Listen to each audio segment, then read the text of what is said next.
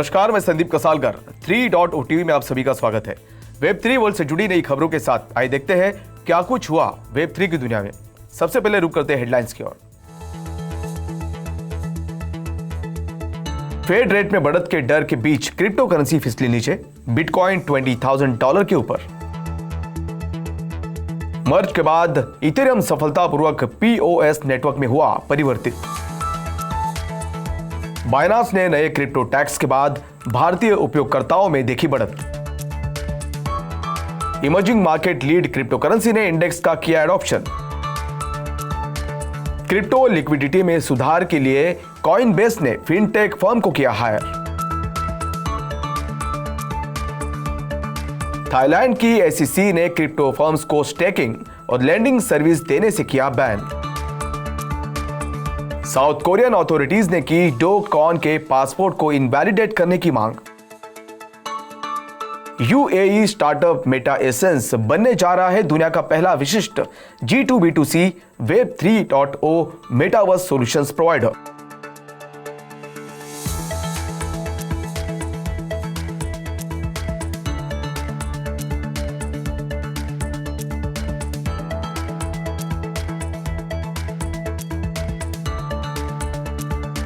अब देखते हैं खबरें विस्तार से। गुरुवार की शाम के ट्रेड में क्रिप्टो करेंसी गिर गई। जॉबलेस क्लेम्स में गिरावट और रिटेल सेल्स में बढ़त के बाद US स्टॉक्स के लोअर ओपनिंग को ट्रैक करते हुए जिसे यह आशंका पैदा हो गई कि फेडरल रिजर्व मजबूत आर्थिक प्रदर्शन के बीच आक्रामक रूप से दरों में बढ़ोतरी जारी रखेगा, जबकि बिटकॉइन को $20,000 से ऊपर ट्रेड करते हुए देखा गया। US शेयर्स शुरुआती कारोबार में बेंचमार्क S&P 500 के 0.5% नीचे जाने के साथ गिर गए, जबकि डो जोन्स इंडस्ट्रियल एवरेज को 0.2% नीचे जाते हुए देखा गया। वही टेक हैवी नास्डैक में 0.6% की गिरावट देखी गई। Initial jobless claims fifth straight week के लिए मई के बाद से लोएस्ट रीडिंग के लिए गिर गई, जबकि रिटेल सेल्स, स्टोर्स, ऑनलाइन और रेस्टोरेंट्स में खर्च का एक मेजर अगस्त में पिछले महीने से 0.3% बढ़ गया। CME फेड वॉच टूल ने गुरुवार सुबह दिखाया कि इन्वेस्टर्स फेडरल रिजर्व द्वारा अगले हफ्ते इंटरेस्ट रेट्स को फुल परसेंटेज तक बढ़ाने की लगभग 30% संभावना के मूल्य निर्धारण कर रहे थे, क्योंकि इन्फ्लेशन जटिल रहा। इन सब के बीच बिटकॉइन ने पिछले 24 घंटों में 0.60% नीचे जाते हुए $20,000 से ऊपर ट्रेड किया, जबकि ETH को उसी समय के दौरान 1.1% नीचे जाते हुए अराउंड $1,580 पर देखा गया। वही अन्य मेजर ऑल्ट कॉइन्स को मिक्स ट्रेड करते हुए देखा गया। मेन नेट के साथ बीकॉन चेन के सक्सेसफुल मर्जिंग के बाद विटालिक बुटेरिन ने इथेरियम नेटवर्क को को-फाउंड किया है, जो सक्सेसफुल प्रूफ ऑफ वर्क से प्रूफ ऑफ स्टेक प्रोटोकॉल में परिवर्तित हो गया है। मर्ज इंडिया के समयानुसार 3 बजे EST या दोपहर 12:30 बजे से ठीक पहले हुआ। इथेरियम फाउंडेशन के लाइव स्ट्रीम को देखने वाले इंथुजियास्टिक अटेंडेंस के प्रूफ पर एक यूनिक NFT अटेंडेंस प्रोटोकॉल या POAP रिसीव करने के हकदार थे। इथेरियम फाउंडेशन की 10 to 20% की एक्सपेक्टेशन के मुकाबले नेटवर्क सिर्फ 4% वैलिडेटर्स को मिस किया है, जिसका मतलब यह है कि बहुत कम ब्लॉक मिस हुआ है। मर्ज के बाद इथेर फ्यूचर्स मार्केट से डिस्काउंट गायब हो गई और फ्यूचर्स और स्पॉट प्राइसेस के बीच नेगेटिव स्प्रेड $20 से लगभग शून्य हो गया। डेटा के अनुसार इथेर फ्यूचर्स के ट्रेडर्स ने क्यूमुलेटिव लॉसेस में अराउंड $80 मिलियन की बुकिंग की, जबकि स्पॉट इथेर $1,570 और $1,648 के स्तर के बीच देखा गया, जिसमें फंडिंग रेट्स 16 महीने के उच्च स्तर पर शॉर्ट बेट्स पर चढ़ गई। जुलाई में सरकार द्वारा शुरू किए गए टैक्स डिडक्टेड एट सोर्स यानी TDS पर 1% टैक्स का भुगतान करने से बचने के लिए ग्लोबल क्रिप्टो एक्सचेंज बाइनांस पर इंडियन यूजर्स साइन अप की संख्या में बढ़ोतरी देखी गई। इंडिया में बाइनांस ऐप डाउनलोड की संख्या अगस्त में बढ़कर 429,000 हो गई। ये देखते हुए कि यह संख्या इस साल सबसे ज्यादा है। इसके कॉन्ट्रास्ट इंडिया के कई major India based crypto currency exchanges में डेली ट्रेडिंग वॉल्यूम्स कथित तौर पर 1% TDS के इफेक्ट होने के बाद से 90% से ज्यादा नीचे है। एक अन्य foreign based crypto currency exchange FTX ने जनवरी से अपने ऐप डाउनलोड में बढ़त देखी। हालांकि जुलाई के बाद आंकड़ा नीचे आते हुए देखा गया। एक्सचेंज ने जनवरी में इंडिया में लगभग 40,000, जुलाई में लगभग 96,000 और अगस्त में 52,000 डाउनलोड देखा। चेनालिसिस रिपोर्ट के अनुसार लोअर मिडिल इनकम वाले देश globally crypto currency adoption index को लीड कर रहे हैं।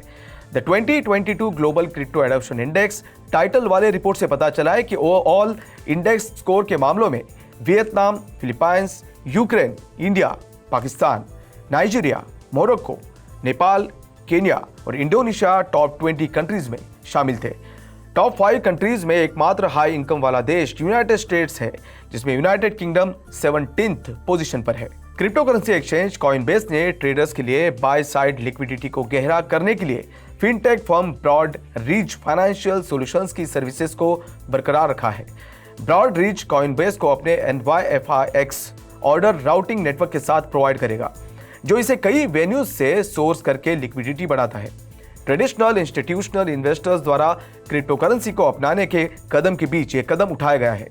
इस हफ्ते की शुरुआत में इन्वेस्टमेंट की दिग्गज कंपनी KKR ने प्राइवेट इक्विटी फंड का एक हिस्सा एवलांचे ब्लॉकचेन पर रखा, जबकि एसेट मैनेजर ब्लैक रॉक ने अगस्त में कॉइनबेस के साथ पार्टनरशिप करने के बाद अपने इंस्टीट्यूशनल क्लाइंट्स को क्रिप्टो की पेशकश करने की योजना की घोषणा की।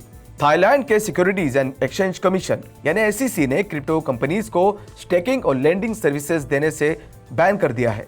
प्रेस रिलीज के अनुसार डिपॉजिटरी सर्विसेज को प्रतिबंधित करने का डिसीजन, जिसमें डिपॉजिटर्स को रिटर्न प्रदान करना शामिल है, ट्रेडर्स को क्रिप्टो लेंडर्स से जुड़े डेंजर्स से बचाने के लिए था।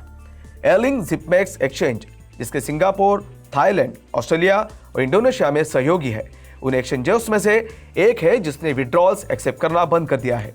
जिपमेक्स के लेन देन संबंधी जानकारी की समय सीमा मिस हो जाने के बाद थाई SEC ने पिछले हफ्ते पुलिस में शिकायत दर्ज कराई। इसके अलावा जुलाई में विड्रॉल फ्रीज के संबंध में रेगुलेटर द्वारा जिपमेक्स से पूछताछ की गई थी। साउथ कोरियन प्रोसिक्यूटर्स ने गुरुवार को देश के फॉरेन मिनिस्ट्री से टेराफॉर्म लैब्स के फाउंडर डो कॉन के पासपोर्ट को इनवैलिडेट करने के लिए कहा। यह news Seoul southern district prosecutors office द्वारा कॉन के लिए अरेस्ट वारंट जारी करने के एक दिन बाद आई है, जिस पर 5 दूसरे लोगों के साथ कैपिटल मार्केट्स एक्ट के तहत आरोप लगाया गया है।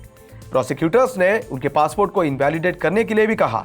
निकोलस प्लेटियस को छोड़कर टेराफॉर्म लैब्स के एक दूसरे फाउंडर, जो कोरियन नेशनल नहीं है। डो कॉन का अंतिम ज्ञात ठिकाना सिंगापुर में था, जहां वो टेरा कोलैप्स के लिए बेस था और अपने पासपोर्ट को इनवैलिडेट करने से वो ट्रैवल करने में असमर्थ हो जाएगा।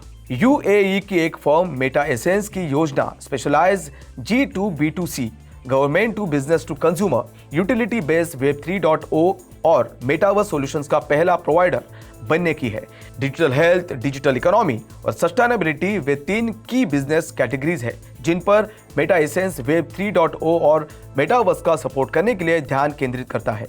स्मार्ट कॉन्ट्रैक्ट्स की मदद से मेडिकल टूरिज्म और डिजिटल हेल्थ के लिए मेटा एसेंस के सॉल्यूशंस दुनिया में कहीं भी लोगों को high quality health care providers तक सिक्योर एक्सेस प्रोवाइड करके पेशेंट के एक्सपीरियंस को बेहतर बनाएंगे। पेशेंट्स मेटावर्स और मिक्स रियलिटी का उपयोग करके अपने एक्सपीरियंस को रिक्रिएट कर सकते हैं और ओवरऑल सिस्टम को पेशेंट्स, डॉक्टर्स और पेयर्स के बीच स्मार्ट कॉन्ट्रैक्ट से लाभ होगा, जो टच पॉइंट की संख्या को कम करेगा और ज्यादा स्ट्रीमलाइन, सिक्योर और पेशेंट सेंट्रिक सॉल्यूशंस भी प्रोवाइड करेगा। तो आज के लिए बस इतना ही। वेब 3 वर्ल्ड से जुड़ी नई खबरों के साथ बने रहिए 3.0 TV के साथ। तब तक के लिए मैं संदीप कसालकर आपसे विदा लेता हूं। नमस्कार।